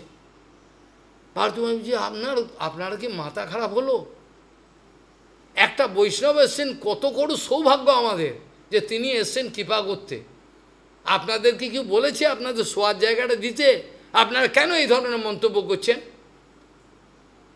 আপনারা এই মন্তব্য কেন করছেন, তিনি এসছেন তো আমাদের কৃপা করতে এসছেন, আমি আমার জায়গা দেবো, আপনারা থাকুন, যে জায়গায় আছেন থাকুন আপনারা, বলে নিজের জায়গায় উঠে গেলেন, গিয়ে বাইরে শুলেন, মহারাজ আপনি থাকুন, কি সেবা লাগবে বলবেন। এ হলো বৈষ্ণব প্রীতি। বৈষ্ণবের সেবা করে যে আনন্দ, যার হৃদয় স্পর্শ করেছে, ভগবানের বাবার ক্ষমতা নেই তাকে ফেলে দেয়, কিচ্ছু করতে পারবে না, ভগবানও পারেন না, সেখানে পরাজিত হন। এই দুই একটা স্যাম্পল আমি বললাম, আজ এইখানেই আলোচনার বিশ্রাম রাখা প্রয়োজন মনে করি। সুতস্য পুংসাম সুচির সমস্য নাঞ্জ শ্বশুরের বিরুদ্ধ অর্থ তত্তদ্গুণান শবনম মুকুন্দ পদারবিন্দ হৃদয়েশু যেষাম বাঞ্ছকল্পতরুস্য কৃপা সিন্ধু পতিতানং পাবনে বৈষ্ণভ্যো নমো। জয় নমাচার্য হরিদাস ঠাকুর কি জয়, সপার্ষদ নমাচার্য হরিদাস ঠাকুর কি জয়, ভক্তি বিজ্ঞান ভারতী গোস্বামী মহারাজ কি, গৌর প্রেমানন্দে হরি।